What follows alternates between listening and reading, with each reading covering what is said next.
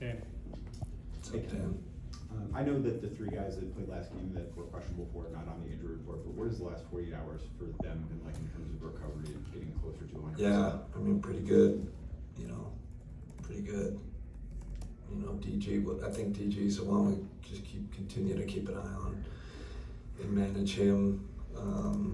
Evan and Dre seem like they, are doing okay, but I'll communicate with them during the game too. And then after game 3, you talked about Donovan's performance and you described it as masterful. And I know this is your first year coaching him, but you've coached against him for the rest of his career. How have you seen him grow from the guy that came into the league with Utah to what he's become now? I mean, he's a superstar that's doing the dirty work. It's not just the scoring or the passing or controlling the game. I think he's boxing out. I think he's defending at a high level. And that's what it takes, right? I think that's what it takes. He understands that's what it takes to get to the next level. He's kind of doing everything. He's offensive rebounding, which is we're kind of all the role player kind of stats. He's filling them too, in addition to doing what he's doing offensively. So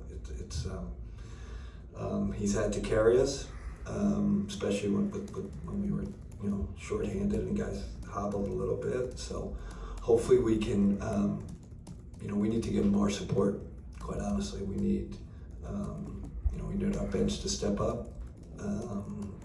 Like they have all year, and they will. And then with Evan and Dre, healthier, and DG coming back, he definitely at this point in the series, we got to give him some support. Chris. Hey Kenny. What's up, Chris? The last 2 games, Tyrese has had his lowest usage rate throughout the course of the playoffs. What has it taken for you guys to limit him so effectively? I mean, just will, kind of, just be opportunistic. He's so, what's the word, slippery. It's not a guy that's stagnant and doesn't move. He runs, as much as anybody in the league. Reminds me of Steph. He can give it up and run, and we've just been trying to do our best.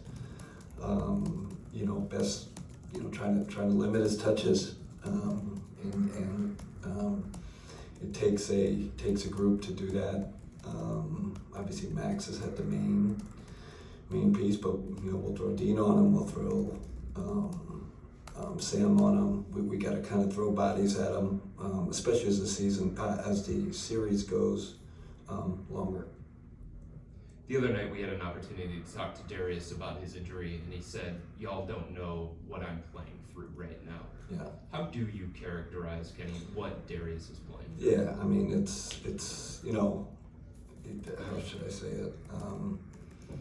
He's doing what he can do. I just put it that way. And you saw the other night, I just got him in and out and just kind of felt it. It's just something he's grinding through. And there's a lot of stuff that's going into him playing, but we need someone to help relieve the pressure, and he's the best in my mind, the best in the league. Can't pressure him because he's so fast. So I told him yesterday, just his ability to get us in the scoring position, get the ball into the scoring position is a huge help. Yeah, definitely playing through a lot. Spence. The guys spoke glowingly of Max and Sam, obviously, after the last game, but I wanted to focus more on the off-ball stuff. How effective has their backdoor screens and everything like the ghost screens and all that been for this offense, and what does that help? How does that help Donovan get into the lane? Yeah, I mean, we're a movement team, and I think game 1 we weren't. Slippage for whatever reason.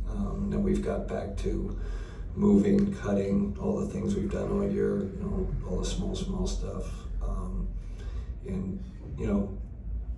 As each game, the series has gone on, we've created more and more closeouts. At the end of the day, that's what we want. Getting that paint, touch the paint. When we touch the paint, we're really good. So there's but there's a myriad of ways of doing that. So I think we've improved. And you know, we're gonna have a hot shooting night one of these nights, and I think that, you know, it's gonna kind of push us to another level. Hey, there's a thought or a saying of the game slows down in the playoffs, but the Pacers take pride in not doing that. Do you believe that saying to be true? And what about the Pacers and their speed can be so stressful in a playoff setting? I think they have the opposite philosophy. We're gonna go faster. That's what we saw last game.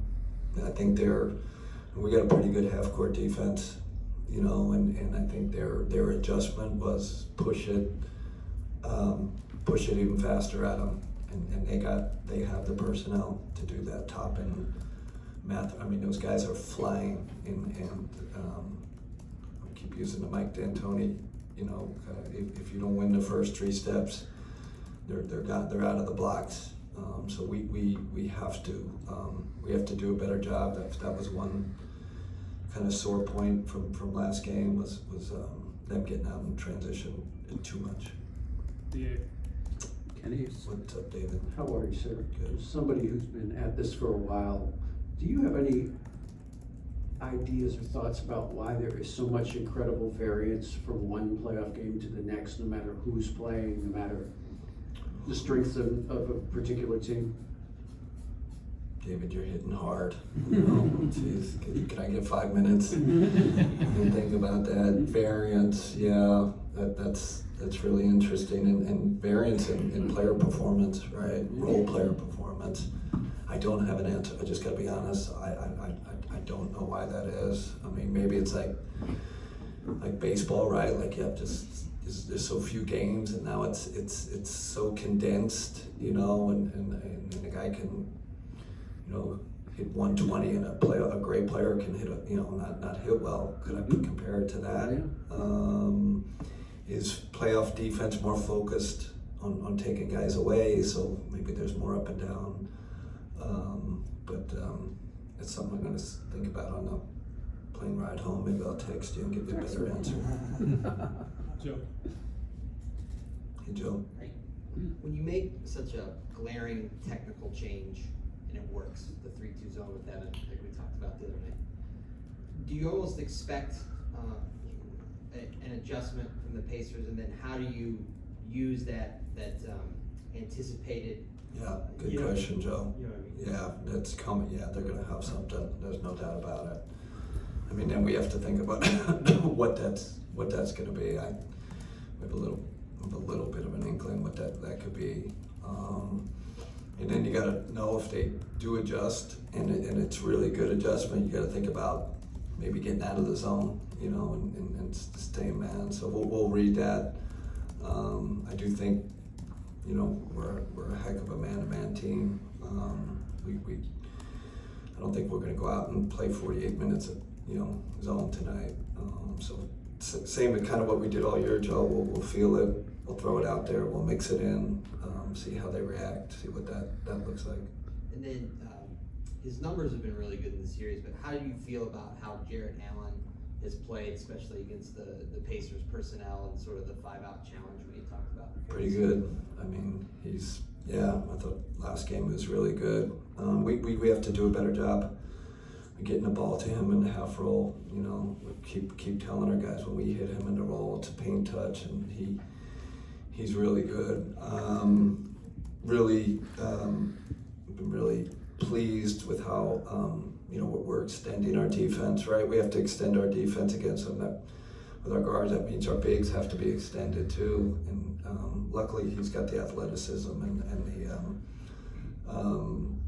kind of intelligence to do both. So yeah, I think he's done a darn good job in this series so far.